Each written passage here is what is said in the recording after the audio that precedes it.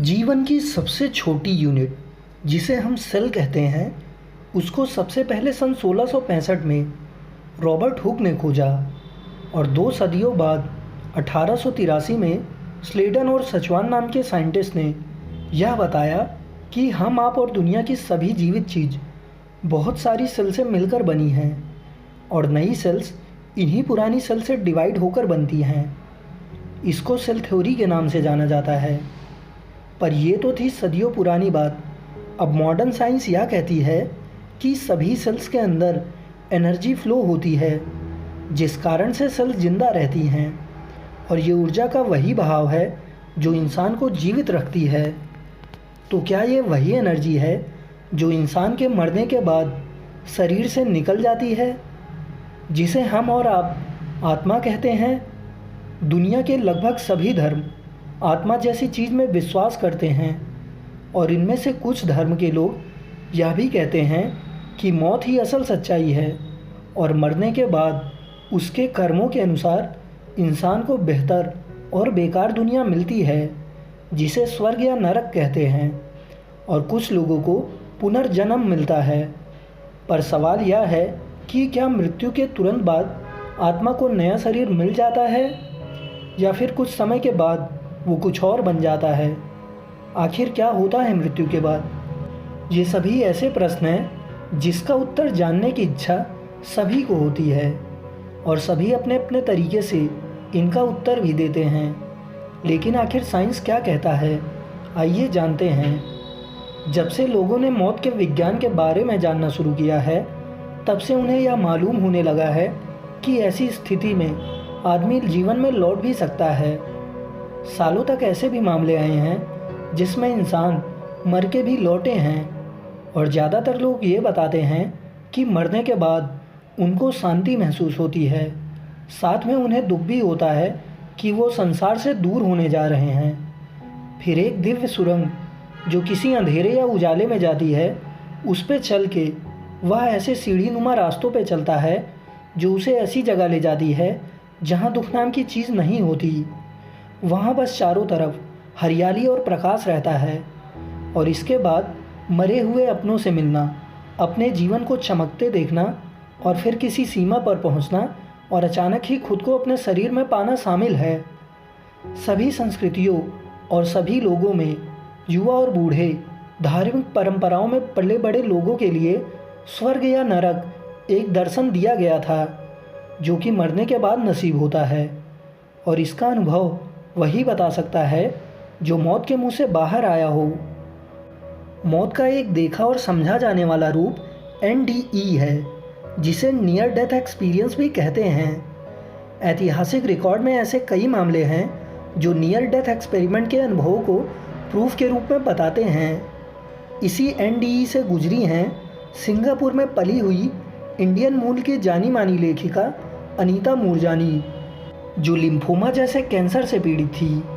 Lymphoma lymph node, thymus और bone marrow का वो कैंसर है जिससे हमारे शरीर का डिफेंस मैकेनिज्म या कहें तो रोगों से लड़ने की क्षमता खत्म हो जाती है। सन 2002 में उनको डॉक्टर्स ने बताया कि उनकी गर्दन पर एक गांठ है जो धीरे धीरे फैल रही है, और साल 2006 तक उनका कैंसर ट्रीटमेंट किया गया बट इसका कोई अच्छा परिणाम नहीं मिला और उनको मेटास्टेसिस हो गया। मेटास्टेसिस वो स्टेज है जब कैंसर ब्लड के थ्रू दूसरे ऑर्गन्स में पहुंचने लगता है। इस बीमारी से वह अब धीरे धीरे मर रही थी क्योंकि उनकी बॉडी में अब जगह जगह गांठें बन गई थी और ऐसे ऐसे घाव हो गए थे जिनसे टॉक्सिक फ्लूइड निकलता रहता था, और उनका गला सड़ चुका था जिससे महीनों से वो एक निवाला तक नहीं खा पा रही थी। और अचानक 2 फरवरी 2006 के दिन वो कोमा में चली गई। यह एक ऐसी स्टेज थी जहां उनका बच पाना नामुमकिन था। उनके मुताबिक वो मौत के मुंह में ही थी और अचानक एक चमत्कार हुआ। यह उन लोगों से कुछ अलग अनुभव था जो नियर डेथ एक्सपीरियंस से होकर गुजरे हैं। वह कहती हैं वो नियर डेथ एक्सपीरियंस से होकर गुजर रही थी जहां उनको सब महसूस हो रहा था और वो 360 डिग्री देख सकती थी, जहाँ से वो खुद को बेड पर पड़ी देख रही थी और उनको ऐसा महसूस हो रहा था कि वो हर जगह है। वो कहती हैं, मुझे साफ दिख रहा था कि मेरा भाई इंडिया से मुझे आखिरी बार देखने के लिए भीड़ भाड़ ट्रैफिक से रवाना हो रहा था। ये एक अलग तरीके का अनुभव था। वो जहाँ चाहती वहाँ अपनी अवेयरनेस फैला सकती थी और कुछ देर बाद वे अपने फादर और बेस्ट फ्रेंड को महसूस करती हैं जो कई सालों पहले ही मर चुके थे। वो दूर से ही अपने परिवार के लोगों का दर्द, डॉक्टर्स का कर्तव्य सब महसूस कर रही थी। फिर कुछ देर बाद उनके फादर उनसे कांटेक्ट करते हुए महसूस होते हैं, जो उनको वापस जाने के लिए कहते हैं, पर वो नहीं जाना चाहती हैं। वो कहती हैं, मेरे वापस जाने का कोई मतलब नहीं था। मैं क्या करूँगी उस मरते हुए शरीर में जाकर, जिसमें हिलने में भी पीड़ा होती है। फिर मेरे फादर और बेस्ट फ्रेंड मिलके कहते हैं, तुम जानती हो तुम कौन हो और ये कैंसर क्या है। वापस जाओ और अपनी ज़िंदगी बिना किसी भय के जियो। इसके बाद वो खुद को अपने शरीर में पाती हैं।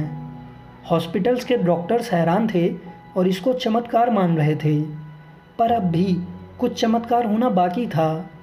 5 दिन के भीतर भीतर उनका 70% कैंसर खत्म हो चुका था और 5 हफ्ते के बाद उनका कैंसर पूरी तरीके से ख़त्म हो गया और वो इतनी स्वस्थ हो गई कि हॉस्पिटल से रिलीज़ कर दी गई। और आज मूरजानी एक पेशेवर ज़िंदगी जी रही हैं, जहां उन पर कई बेस्ट सेलिंग किताबें तक लिखी जा चुकी हैं।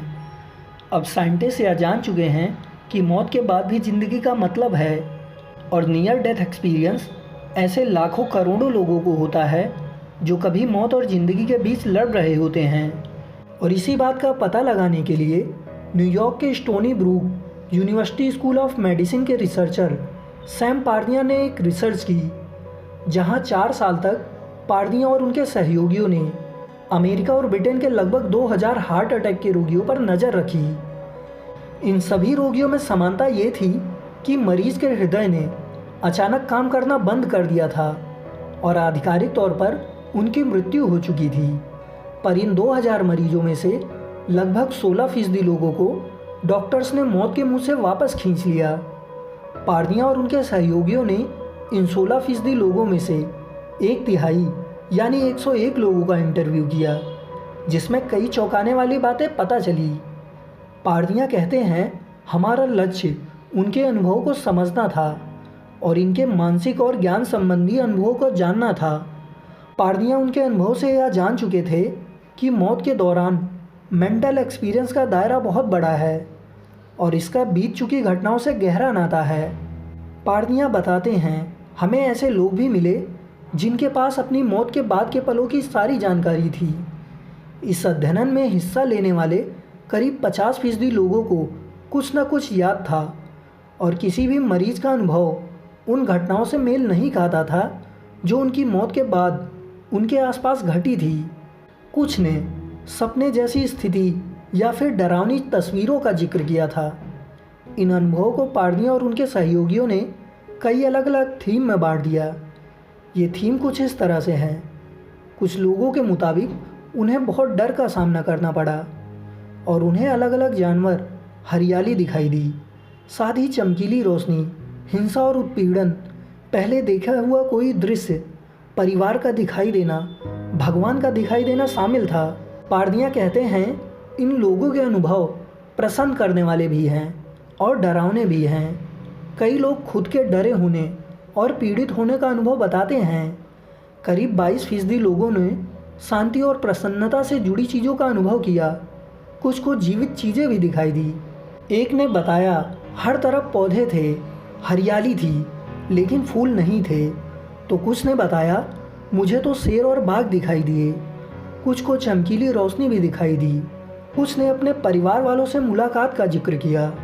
इतना ही नहीं, कुछ लोगों ने पहले देखी हुई घटना या शरीर से अलग होने के भाव का जिक्र किया। पार्दिया बताते हैं, यह स्पष्ट है कि ये लोगों की मौत के बाद के अनुभव थे, लेकिन यह ज़रूर था कि ये अनुभव बैकग्राउंड और बायस्ड वाली सोच पर आधारित थे। ये इसी तरह से था जैसे भारत का कोई शख्स मौत के बाद वापसी करते समय कहे कि उसने भगवान श्री कृष्ण को देखा था और उधर एक अमेरिकी शख्स ये कहे कि उसने ईसा को देखा है। हालांकि किसे पता है कि ईश्वर कैसा दिखता है। शोध करने वाला यह दल अब तक इन विभिन्न अनुभवों के अंतर को समझ नहीं पा रहा था। पार्निया के मुताबिक ये अनुभव और भी लोगों को होता होगा, लेकिन कई लोगों की याददाश्त दवाओं की वजह से प्रभावित होती होगी। पार्निया ये भी मानते हैं कि मौत के मुंह से वापस आने वाले लोगों में कई तरह के बदलाव देखने को मिलते हैं। जैसे कुछ में मौत का डर चला जाता है तो कुछ में जीवन में परोपकारी भाव बढ़ जाता है। और इसी बात का पता लगाने के लिए अमेरिकन फोर्स ने जाने अनजाने में एक एक्सपेरिमेंट किया। यह एक्सपेरिमेंट सेंट्रीफ्यूगल फोर्स पे बेस्ड था, जो लेबोरेटरी टेक्नीशियन किसी लैब में खून में मौजूद अलग अलग डेंसिटी के पार्टिकल को सेपरेट करने के लिए करता है। इस एक्सपेरिमेंट में कुछ ऐसे लोगों को चुना गया जो दिमाग और दिल से बहुत ही स्वस्थ थे। साइंटिस्ट यह जानते थे कि ब्रेन को अगर ऑक्सीजन की कमी होती है तो वह एक तरह की बेहोशी या कोमा जैसी हालत होगी, जो आधी मौत ही होती है। जिसके लिए साइंटिस्ट ने एक ऐसी सेंट्रीफ्यूज मशीन बनाई जिसमें एक फिक्स टाइम के लिए उन लोगों को बिठा दिया गया। मशीन चलने के बाद कुछ समय बाद ही सभी की बॉडी पर मजबूत जी फोर्स लगती है, जिससे शरीर का सारा खून छनकर पैरों की तरफ आने लगता है और ब्रेन को ऑक्सीजन न मिलने से उनको हाइपोक्सिया हो जाता है और वो सभी कुछ समय के लिए बेहोश हो जाते हैं। होश में आने के कुछ समय बाद उनसे एक एक करके पूछा गया, जिसमें कुछ ने बताया कि वह अपने आप को सेंट्रीफ्यूज मशीन के ऊपर से देख रहे थे, तो कुछ ने बताया बेहोश होने के बाद वो किसी सुरंग में चले गए जहाँ कोने में अपार रोशनी थी। कुछ ने बताया कि वो दिव्य प्रकाश को अपने चारों तरफ देख रहे थे। ये सारे वही लक्षण थे जो मौत के पास से गुजरे हुए लोगों को महसूस होते हैं। पर एक चीज़ कॉमन नहीं थी, उनको कोई अपने परिवार और दिव्य शक्ति जिसे भगवान कहते हैं उनसे मुलाकात नहीं हुई। साइंटिस्ट कहते हैं कि ब्रेन को ऑक्सीजन ना मिलने की वजह से ये ब्रेन सेल्स एक के बाद एक ऑफलाइन होते जाते हैं और न्यूरॉन्स जिसका सबस्ट्रेट मन होता है वही रह जाता है और मन वही करता है जो वह हमेशा से करता आया है। वह एक व्यक्ति की सोच, यादें और सांस्कृतिक अपेक्षाओं के आकार की कहानी बुनने लगता है, जिस कारण से लोग ये सब देखते हैं।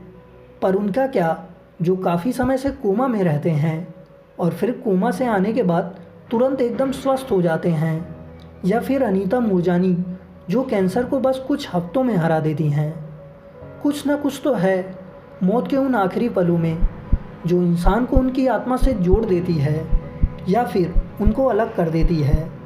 साइंटिस्ट इस पर अब बहुत फोकस्ड हो चुके हैं और वो कभी ना कभी इसका उत्तर ढूंढ भी लेंगे। पर आपका क्या कहना है? क्या मौत के बाद भी कोई जीवन है? कमेंट करके ज़रूर बताएं। और ये वीडियो पसंद आई हो तो लाइक और शेयर ज़रूर करें। साथ ही हमसे जुड़ने के लिए इस चैनल को सब्सक्राइब ज़रूर कर लें। Thank you.